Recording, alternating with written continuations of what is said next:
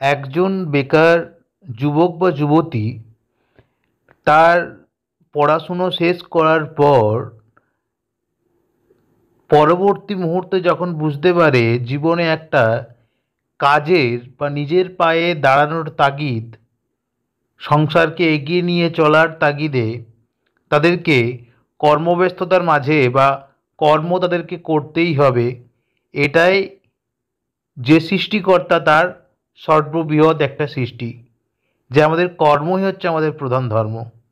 এছাড়াও সেই যুবক বা যুবতী, বেকার যুবক বা যুবতীর যারা শুভাকাঙ্ক্ষী, তার বাবা, তার মা বা তার অন্যান্য যারা শুভাকাঙ্ক্ষী, তারাও চিন্তিত হয়ে পড়েন তাদের ওই যুবক বা যুবতীর বেকারত্ব নিয়ে, বা একটা নির্দিষ্ট সময়ে একটা নির্দিষ্ট এজে এসে তার একটা পরিকল্পিত যে ভাবনা চিন্তা তারা মাইন্ডসেট করে রাখেন তার ফুলফিলনেস নিয়ে।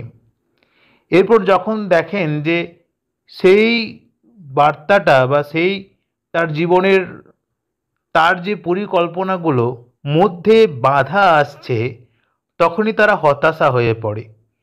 এরপর হতাশা হয়ে তারা কি পড়ে থেকে তাদের যে লক্ষ্যে পৌঁছতে চায়।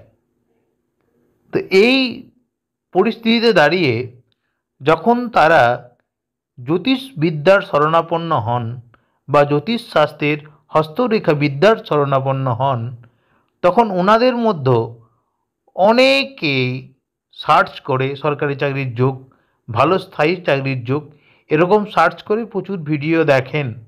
এরপর ওই বলা রেখাগুলোর সাথে হয় তার রেখার মিল হয় অথবা মিল হয় না। কারণ বর্তমান সময়ে এই যে প্রত্যেকটা দিকে যেরকম ব্যবসায়িক দিক থেকে লাভবান হওয়ার জন্য কিছু কিছু ক্ষেত্রে মিথ্যার আশ্রয় গ্রহণ করছে, এই শাস্ত্রেও তার কিন্তু ব্যতিক্রম নেই। তাই আজকে আমরা আলোচনা করব সরকারি চাকরি বা একটা স্থায়ী জবের জন্য আপনার হাতে কোন কোন দিকগুলি আপনি নিজেই দেখতে পারেন। সবার প্রথমে আপনাদেরকে খেয়াল রাখতে হবে আপনাদের হাতের দুটো হাতেরই, বাম হাত এবং ডান হাত উভয়েরই, আপনারা যদি স্ত্রী পুরুষ যুবক যুবতী উভয়েরই দুটো হাতকেই দেখা বাঞ্ছনীয়। সেক্ষেত্রে দুটো হাতেরই আয়ুরেখা, শিরোরেখা এবং হৃদয় রেখার গঠন কিন্তু প্রথম দেখা উচিত। কারণ এই তিনটি রেখাই হচ্ছে আমাদের জীবনের সবচেয়ে বড় ভাইটাল রোল প্লে করে। কিন্তু অনেকে বলে তো এই রেখা তিনটি প্রায় সকলেরই হাতে আছেন। অবশ্যই প্রায় সকলেরই হাতে আছে, সকলের হাতে আছে, কিন্তু এই রেখা তিনটির উপর নির্ভর করে কিন্তু আমাদের জীবনে স্থায়ী কিছু কিছু বা বেশিরভাগ স্থায়ী জিনিসটা নির্ভর করে। এর সাথে আরেকটা জিনিস দেখতে হয়, সেটা হচ্ছে আমাদের ভাগ্যরেখা। আমাদের ভাগ্যরেখা সেটা অনেক বড় ভাগ্যরেখা হতে পারে কিংবা একটু ছোট ভাগ্যরেখা হতে পারে, কিন্তু ভাগ্যরেখা। তাহলে আমাদের চাকরি পাওয়ার জন্য প্রথমত যে জিনিসটা আমরা লক্ষ্য রাখব, তিনটি আমাদের প্রধান রেখা, আয়ুরেখা, শিরোরেখা, হৃদয় রেখার অবস্থান, তার সাথে সাথে ভাগ্যরেখার অবস্থান দ্বিতীয় পর্যায়ে পড়ছে। তৃতীয় পর্যায়ে রয়েছে আমাদের সূর্যের পর্বতে কোনো একটি রবি রেখা, অর্থাৎ রবির পর্বতে কোনো একটি রবি রেখা আছে কি না। দেখুন, রবির পর্বতে রবি রেখা না থাকলেও কিন্তু সেরকম কিছু এসে যায় না, যদি তার ভাগ্যরেখা এবং ওই তিনটি প্রমিনেন্ট রেখা সঠিক মাত্রায় থাকে। এরপর আমি বিশদভাবে প্রতিটি রেখা নিয়ে আলোচনা করছি। প্রথমে আমরা আলোচনা করব আয়ুরেখা।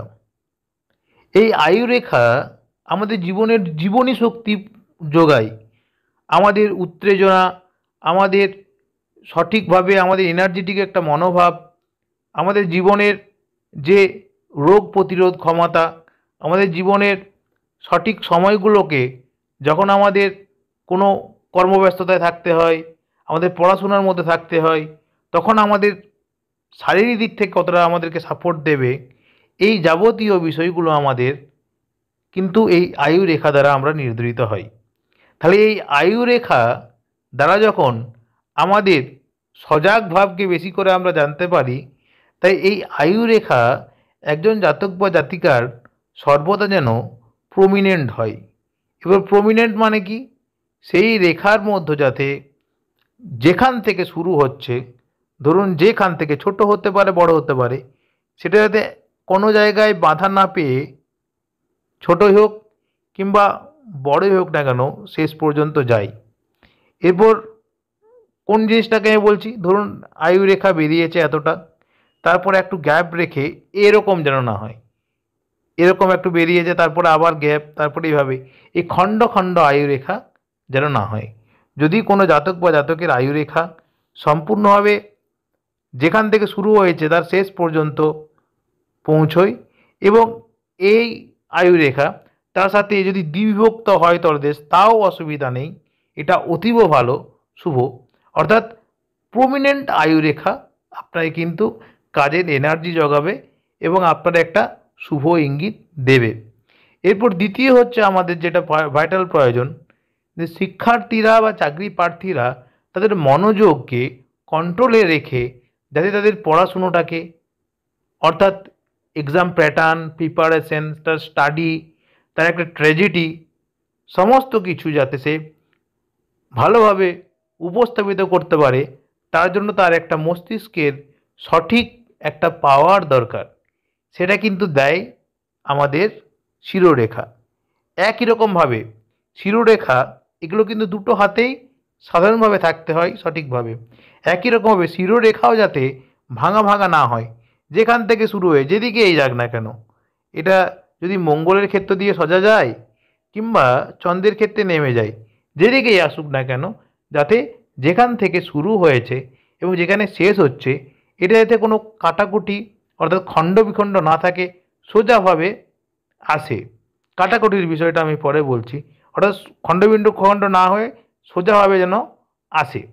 এরপর হচ্ছে আমাদের এই সমস্ত কিছু, আমাদের এই যে উত্তেজনা, আমাদের সজাগ ভাব এবং আমাদের মস্তিষ্ক দুটোকে আমাদের ভারসাম্য রক্ষা করে রেখে আমাদের প্রাণ অর্থাৎ আমাদের হৃদয়, তো এই হৃদয় রেখা যাতে একই রকমভাবে হয় শুরু থেকে শেষ পর্যন্ত, যাতে কোথাও ভাঙা বা খণ্ড বিখণ্ড না হয়, সেই দিকটি আমাদের লক্ষ্য রাখতে হবে। তাহলে প্রথমে আমরা এই তিনটি রেখার বিশেষ্য তো আমরা আলোচনা করলাম এবং কীরকম থাকতে হবে সেটা আলোচনা করলাম। এরপর হচ্ছে আমাদের ভাগ্যরেখা। এরপর দেখুন ভাগ্যরেখা কিন্তু আমাদের হাতে সরকারি চাকরি, স্থায়ী চাকরি একটা শুভ ইঙ্গিত পাওয়ার জন্য কিন্তু থাকা চাই, এটা কিন্তু 100% থাকা চাই। এরপর কীরকম ভাগ্যরেখা? ভাগ্যরেখা আসতে পারে, আমি এই বিষয়গুলো সমস্ত মুছে দিয়ে দেখানোর চেষ্টা করছি।